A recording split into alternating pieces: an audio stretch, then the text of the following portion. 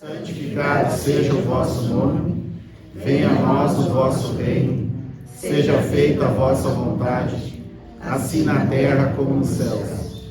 O pão nosso de cada dia nos dai hoje, perdoe as nossas ofensas, assim como nós perdoamos os nossos ofensores, e não nos deixeis cair em tentação, mas livra-nos de todo mal. Ave Maria, cheia de graças, o Senhor é convosco, bendita sois vós entre as mulheres, e bendito é o fruto de vosso ventre, Jesus. Santa Maria, Mãe de Jesus, rogai por nós, pecadores, agora e na hora de nossa morte. Que assim seja.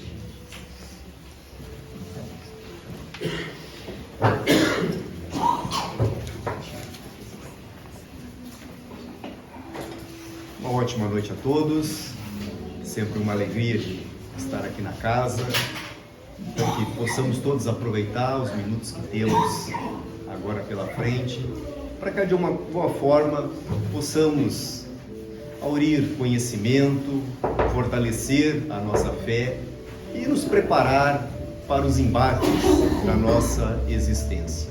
Então que essa doutrina que nos conforta e nos consola possam nos auxiliar em todos os instantes da nossa vida. Principalmente hoje, como muito bem falou o irmão Rui, né, data em que os espíritas, de forma geral, né, e os cristãos, né, de uma forma muito mais abrangente, lembram deste apóstolo do bem, apóstolo da caridade, né, o médico dos pobres, e que, passado mais de 100 anos da sua desencarnação, já mais de 50 foi autorizado, inclusive, a se afastar da psicosfera da Terra, né? Assim, desbravar, né, novos horizontes no universo infinito do Criador, e ele optou por ficar entre nós, dizendo que enquanto houvesse um sofredor, se fosse lhe permitido, aqui na Terra, que assim ele gostaria de permanecer auxiliando. E aí está, inclusive segundo os relatos, né, já foi, digamos assim, ampliado a sua tarefa de ação. Inicialmente ele veio designado com uma tarefa espiritual de agir no território brasileiro, e hoje, né, já tem, né, tem equipes fantásticas trabalhando na América Latina, né, toda, né, para dizer esse apóstolo do bem, com uma infinidade de colaboradores, né, com assim, equivalência de capacidade de auxiliar todo aquele que quer empreender o caminho do bem, né? Então, a satisfação de estarmos aqui nesta data também. Mas o assunto que preparamos para o dia de hoje, né, é com base nas instruções de Jesus, em que disse, né, que estreita era a porta da salvação e larga a porta, né, do iniquidade, né, a porta, né, que nos leva aos prejuízos, que nos leva ao equívoco. E ainda afirmou que muitos entram por esta porta. E isso é muito claro para a gente entender esta passagem de Jesus, que quando a gente quer fazer alguma alteração no nosso ser, isto requer esforço, requer energia, requer dedicação. E aquelas coisas que normalmente nos desviam da melhor rota são as rotas, né, são as portas largas, né, e que causam prejuízos evolutivos, que muitas vezes colocam a perder a presente existência e nos compromete com tantas outras, né, que virão, nos causando inclusive prejuízos terríveis, né, quando chegarmos à pátria espiritual. Vamos levar um fardo que não precisaríamos, né, ter conosco, uma bagagem que ninguém gostaria de carregar. E esta porta é fácil de entender. Um dos exemplos é aqui. Para a gente estar aqui nos dias de hoje, a gente teve que abrir mão de alguns outros benefícios, né? E normalmente são aquelas coisas mais aprazíveis, né? Aquelas coisas que nos dão mais satisfação momentânea. Podíamos estar na frente de uma tela de TV, né? Conversas banais com os amigos, com os familiares, né? Estar ali num barzinho, né? Fazendo uma confraternização com os amigos, enfim, poderíamos estar em qualquer lugar. que são aquelas coisas que às vezes dão uma satisfação muito embora imediata. Outras requer, né, um esforço. Um tratamento de saúde. A gente prejudicar a nossa saúde é muito simples, não precisa muita coisa. Agora, para a gente colocar em ordem, é um esforço que demanda um tempo, né, envolve uma série, né, de colaboradores para a gente ajustar o nosso ser. Né? Também, né, aquelas coisas gratuitas, né, que a gente aceita como modo de proceder, né, não sabendo dos reflexos que virão ali adiante, ou seja, o imediatismo, a gente quer agora. Né? Então, a gente recobra às vezes um equilíbrio da saúde e depois a gente esquece de tudo que a gente passou. A gente continua colocando, né, a perder novamente. Então é muito mais fácil, né, lamentavelmente para alguns, né, não é longe de ser recomendado, né, a gente ficar explorando os outros do que trabalhar. Roubar é muito mais simples do que trabalhar. A gente vê os golpes que aplicam aí, a gente vê os volumes que são movimentados. Enquanto o sujeito correto, honesto, né, de boa índole, né, o que tem que se esforçar para ter um salário que muitas vezes não dá o suporte necessário, né, às despesas do mês. E são aquelas coisas. Né? Ser fiel é muito mais difícil do que ser infiel. E por aí vai. Falar bem de alguém é muito mais difícil do que falar mal. A gente começa a jogar conversa fora, é difícil a gente se reunir para elogiar alguém, agora se reunir para malhar alguém, todos nós fizemos. Porque é mais fácil, dá mais satisfação. E não quero nem adiantar porque eu estou de castigo, né? E me parece que os irmãos também, né? Porque na escala eu venho a semana que vem aí, né? Então vão ter que me suportar. E aí eu não quero adiantar o tema que pretendemos tratar no próximo encontro. Mas em suma, né, a porta essa, né, que nos leva à perdição é larga, ela é imensa. É a das facilidades momentâneas. A gente goza a vida hoje, né, esquecendo-se do dia de amanhã. Esquecemos que somos espíritos eternos, né, que a nossa existência não se esvai neste instante. E também, né, desta porta estreita, nós não valorizamos o que muitas vezes às duras penas nós conseguimos. Às duras penas a gente conquistou. A gente está no equilíbrio, a gente tem uma dificuldade, né, muito grande de retornarmos ao equilíbrio. Se porventura a gente chegar até ali, né, para nos mantermos em equilíbrio, é outra batalha. É outro conflito existencial. Por isso que dentro da doutrina espírita muito se diz sobre a necessidade da reformulação do nosso ser, a reforma. Né? A reforma. É mais ou menos como a gente tivesse que reformar uma roupa, um calçado, a casa, o carro, enfim, um equipamento. A gente reforma, tá bom, e no dia seguinte tem que reformar de novo, porque a gente já fez mau uso. E o nosso ser é assim, o nosso espírito imortal é assim. Temos que estar reformando a todos os instantes. Não foi por acaso, né, que Jesus, entre as suas recomendações, disse que nós tínhamos que orar e vigiar. Estamos sempre em equilíbrio, unido com aqueles que estão mais equilibrados do que nós, mais sábios do que nós, né, os espíritos sábios e benevolentes, né, e vigilantes. Porque se a gente tiver que correr, nós vamos correr para a porta larga. É a que é mais fácil de entrar, né? A outra a gente tem que entrar se esgueirando ali, né? Fazendo um esforço, né? Encolhendo a barriga, sei lá, né? Mas a outra é simples. E aí trouxemos, para dar complemento à nossa fala, né, uma passagem do evangelista Marcos, que tem como título dos evangelhos o paralítico de Cafarnaum. E esta passagem é tão importante que dentre os 4 evangelistas, 3 a abordam, que é o Marcos, o Mateus e o Lucas. Isso só já reveste da importância dessa passagem de Jesus. E neste evento é retratado então que Jesus tendo ido a Cafarnaum, lá se reuniam as pessoas que queriam vê-lo e queriam ser atendidos. Assim como também se reuniam os críticos, né? Aqueles que estão lá só para, né, ver as falhas. E lá, estando em Cafarnaum, né, é levado um paralítico, né, e ele não conseguindo chegar até o evento, ele estava lotado, né, fizeram um buraco lá e o largaram neste lugar. E Jesus então disse, né, vendo o paralítico ali, né, que estavam perdoados dos seus pecados. E os críticos dizem, mas como vai perdoar o pecado? Só Deus pode perdoar, né? Quem eram os críticos da época? Os fariseus e os escribas, que seguiam a lei mosaica, mas de uma forma obtusa, né? Não entendendo um Deus bom, um Deus justo, né? Mas um Deus de capricho.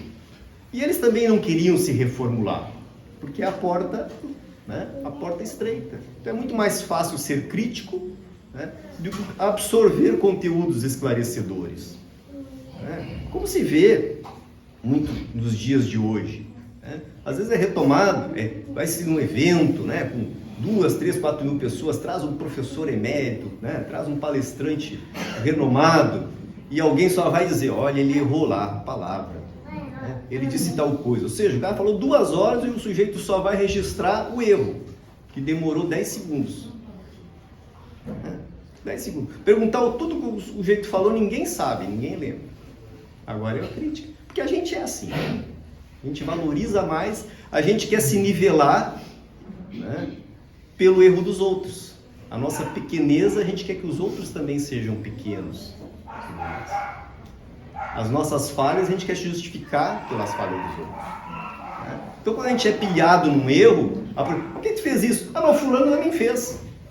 A primeira justificativa, mas o fulano também. O nível está no outro, está no erro do outro. Então os escribas, né, os fariseus, né, eram exatamente esses no erro.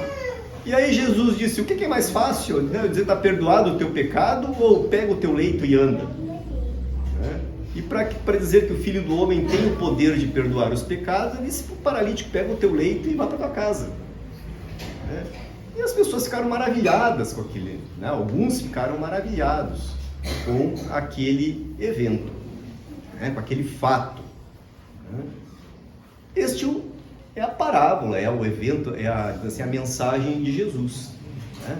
A vontade daquele paralítico de querer ser curado, a fé que ele desenvolvia, o esforço daqueles que levaram o paralítico até lá, né? Superando as adversidades, né? E o poder de Jesus de curar, né? A observação que fez aos críticos que são endurecidos, não querem alterar, quer dizer, é como muitos de nós dizem, eu sou assim porque Deus quer. Não, Deus não quer que a gente seja assim. Quem quer assim somos nós. É muito mais fácil a gente se justificar. Né? E, né, a hipocrisia. O que é hipócrita? É a enganação. Diz uma coisa e faz outra. Então aqueles que eram os críticos falavam em nome de Deus, mas não agiam em nome de Deus. Não admitiam que alguém pudesse levar o lenitivo, levar o amparo a alguém que estava em dificuldade. Passados esses milênios, as coisas não mudaram muito. Não que a gente queira negar o progresso que houve, né? Mas na essência, aquilo que a espiritualidade, né, quer e gostaria que nós alcançássemos, nós estamos ainda muito distante. Porque a gente às vezes fala uma coisa e age diferente. Né? A nossa ação é diferente. Às vezes nós, na nossa intimidade, somos um e de público somos outro. Né? Então, eram os fariseus, eram os escribas. E aí, ali quando Jesus então levou a cura aquele homem, a gente tem que entender o seguinte, o perdoar não é que Deus passou a régua, né? Passou a borracha, esquecemos tudo, né? Até porque Deus, né, é uma linguagem muito acanhada nossa, a gente diz perdão, né, de Deus. Né? Perdão concede quem se ofende. E Deus não se ofende conosco porque reconhece as nossas limitações. Né? Mas é a linguagem que nós temos, né, para utilizar. Então o perdão de Deus nada mais é, né? Porque a oportunidade redentora que ele oferece da gente refazer a tarefa mal feita, né? De retomarmos a um assunto equivocado, né? Isso se dá através das nossas reencarnações. O perdão de Deus se dá em oportunizar que a gente refaça uma tarefa. E aquele paralítico, então, tinha sido efetivamente curado, porque Jesus, com o seu magnetismo, ele já percebia quem tinha condições, quem tinha mérito, né? Porque senão seria um capricho. Por que eu vou conceder o benefício para um e não para outro? Esse tem mérito, esse não tem? Então, aqueles que tinham alcançado, que já tinham zerado a contabilidade, né, com a divindade, eram alcançados a cura. E para tanto ele tinha a fé, tinha a vontade, o esforço, contava com o amparo, né, e estava resolvido até ali. Até ali. Até aquele momento. Porque depois a parábola não fala. Na verdade, nem uma parábola, é um aprendizado com os ensinamentos de Jesus, né? Não fala. Só que o espírito da Amélia Rodrigues, um espírito que traz grandes mensagens pelo médium baiano Divaldo Pereira Franco, trazendo os bastidores das informações de Jesus, porque a gente sabe dos fatos que são narrados pelos evangelistas, mas às vezes os fatos têm as conversas paralelas, tem o pano de fundo, tem o que acontecia antes ou acontecia depois. E a Amélia Rodrigues então traz algumas informações que até então não tínhamos. Ela começa a falar, né, que inclusive essa casa em que Jesus lá chegava era a casa de Simão Pedro, né, dos apóstolos, pescador, a casa aqui de fundo para o lago, né, a frente era o lado oposto ao lago, o quintal dava para o lago, o lago de Genezaré era um lago enorme, né, que em algumas partes nem se via a margem oposta, mas era um lago, né, mas inclusive alguns entendiam como, né, falavam como o Mar da Galileia, né, e é um lugar aprazível, né, naquela época, inclusive ali Jesus iniciou o seu apostolado, né, a sua tarefa em Genezaré. E ali ele estando, né, diz a Amélia Rodrigues, mês de maio, até o mês, né, saiu, fim da tarde, para ficar ao Lago do Mar ali, né, pensando sobre os fatos ocorridos. E ele estava lá sentado no tronco de uma árvore, né, um equivalente a uma figueira naquelas regiões, e chega o Simão Pedro e Jesus lacrimosos. Ele disse: mestre, você está chorando? Né? Aí o mestre, né, fez aquele sinal assim para ele, disse: certamente pelo atendimento que fizemos hoje à tarde, pelas curas, né? Curaste cegos, né? Chagas, paralítico, né? Disciplinaste lá os fariseus fanáticos, né? Egoístas, né? E ele disse: não, Senhor, tô chorando é pela... Aqueles que nós curamos, muito neste instante estão em erro, né? Eu estou complacente dele, né, dos seus equívocos, né? Alguns em erros irreversíveis para esta existência. E aí a Amélia Rodrigues, né, retrata que o que foi atendido ali, né, tinha um nome: Natanael Ben Elias. E dá os pormenores, inclusive, do atendimento. Estando lotado aquele ambiente, uma casa simples para o padrão de época, né, uns tetos de palhas, pequenas vigas de madeiras, muitas esparsas. Chegando ali, os 4 homens que amparavam o Natanael abriram um lugar e içaram a maca dele até o ambiente, né? E ele chega na frente de Jesus, e Jesus diz assim: Natanael Ben Elias, acreditas que eu possa te curar? Né? E ele, claro. Só que no ato seguinte ele se deu conta: mestre, senhor, como é que sabe o meu nome? Disse: conheço todas as ovelhas que meu pai me confiou. Conheço todas as ovelhas que meu pai me confiou. E aí procede a cura. E disse: pega o teu leito, como é retratado, né, no Evangelho, pega o teu leito e leva contigo. E ele saiu, não pensou em mais nada na vida, E a Amélia Rodrigues diz que a poucos metros dali estava o Natanael, né, numa taberna, num bar, sei lá como é que se chamava naquela época, né, encharcado de bebidas com outros amigos, com mulheres sensuais, né, que elas que eram contratadas lá no Vale do Egito, né, no Nilo, né, para a prostituição, né, novamente em equívocos. Então vejam, né, todo um esforço que foi movimentado pelo Natanael, conforme fala a Amélia Rodrigues. Contou com colaboradores, pessoas abnegadas, os benfeitores, que são tanto os encarnados, aqui os nossos amigos benfeitores encarnados, os benfeitores desencarnados, o Dr. Schumann, o Dr. Bezerra de Menezes e tantos outros, os nossos anjos guardiões, né, são todos benfeitores, movimentam um grupo desse. Leva um paralítico até o telhado, larga ele até lá, né? E ele mesmo diz no texto que ele estava privado, né, da liberdade, né, tanto sofrendo situações terríveis, tanto do ponto de vista físico, né, como espiritual no leito. E sabendo que Jesus lá estava, clama aqueles amigos que lá o levassem, né, porque ele realmente acreditava, né, na cura. E é demonstrado que ele tinha um mérito para tal. Toda essa energia despendida, ele está novamente em desequilíbrio. Está novamente nos equívocos. Era um deles, porque Jesus diz que vários do que nós atendemos hoje estavam, né, novamente contraindo débitos que teriam que ser resolvidos, saldados ali adiante. É a porta, né, larga, a porta estreita é a do esforço. Então, quando acontece um evento desta magnitude, vamos imaginar, né, um evento de atendimento, seja aqui desta casa de amor, né, de caridade, seja esse evento retratado nessa magnitude de Jesus, tem alguns que não se tocam, é um nada, né, só vai observar, né, tentando descobrir erro.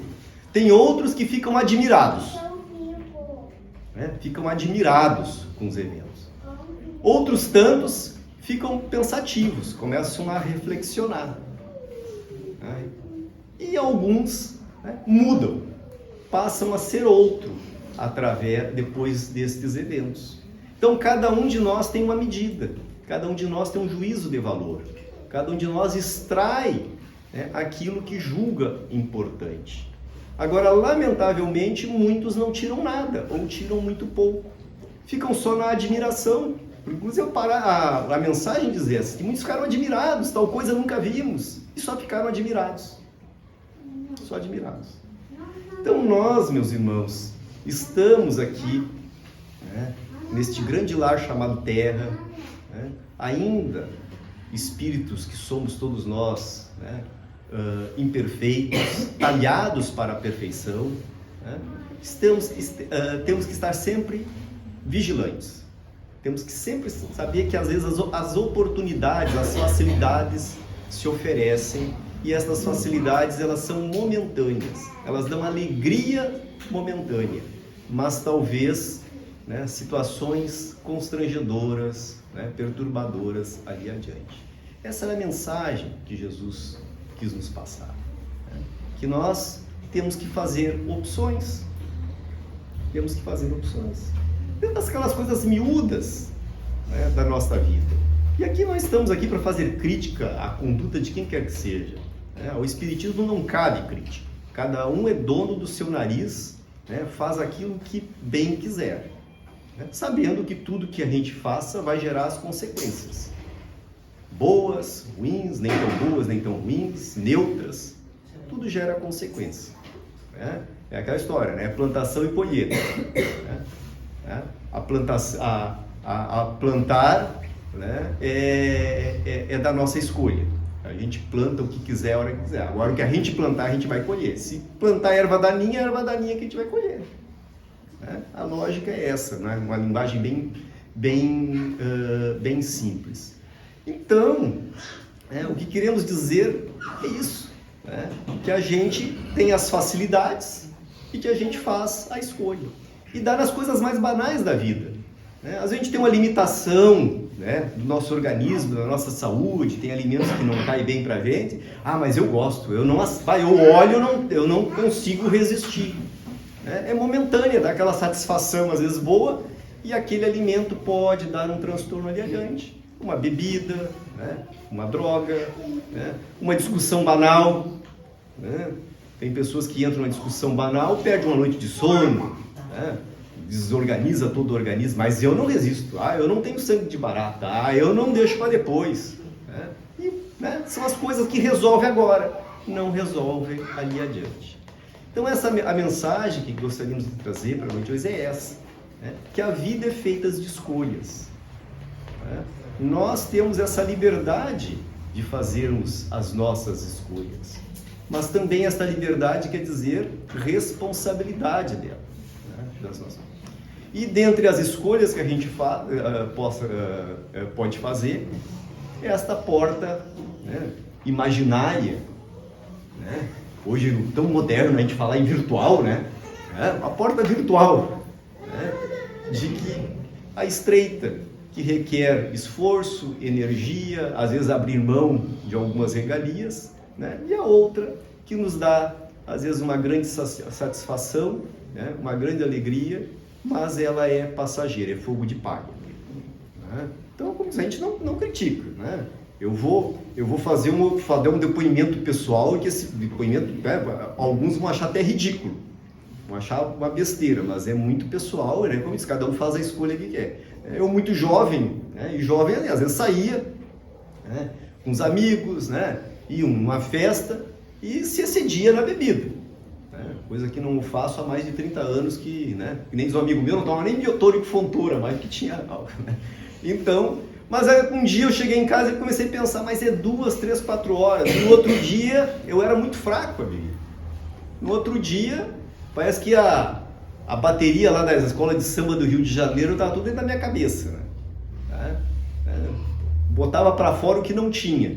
Aí comecei a mapear, mas não posso fazer essa compensação. Eu receber 1 hora, 2 horas, 3 horas de alegria e ficar 1 dia, 2 dias, né, entrelado. Eu tenho que fazer isso, não tem lógica, isso não tem sentido. Né? E a partir daquele momento, virei já, isso não me serve. Para outros pode ser que isso seja bom. Né? Eu não estou aqui fazendo juízo de valor, respeitamos todos, né, os hábitos. Mas claro, é escolha. É escolha. Alguns vão escolher a alegria de 1 hora, né? Outros vão escolher ficar 3 dias, né, destroçado. Cada um acha, né? Mas que a gente reflita sobre essa mensagem do Mestre, né? As oportunidades que a vida nos fornece, né? E o que nós podemos extrair destas, né, destas nossas escolhas. Então era o que tínhamos para a noite de hoje. Não estamos aqui, né, querendo passar receita de bolo, né, mas para que todos nós, né, possamos fazer as nossas análises individuais, as nossas reflexões, né, para ver se as nossas escolhas estão adequadas, né, aos nossos anseios evolutivos, como criaturas de Deus importantes que somos, tanto que nos dão um amparo de equipes fantásticas, espíritos que não precisariam nem estar entre nós mais aqui, como Bezerra de Menezes e outros, mas que por abnegação, por amor ao próximo, né, por reconhecer a magnitude da lei divina, né, fazem essas escolhas. E nós, nas nossas limitações, na nossa ignorância, né, não damos valor, né, a toda esta energia dada pela espiritualidade maior. Então que a gente pense, faça as nossas escolhas, né, e depois, né, a gente vai colher, né, aquilo que a gente plantou, né, vai colher as consequências, né, daquilo que nós achamos que eram razoáveis para as nossas existências. Então, o que tínhamos para a noite de hoje, agradeço a oportunidade que a casa nos faculta e rogamos então que a espiritualidade não se canse de nós, continue nos incentivando, nos auxiliando na nossa jornada e que nós estejamos receptivos a estas boas influenciações espirituais. Que a paz permaneça entre nós. Que assim seja.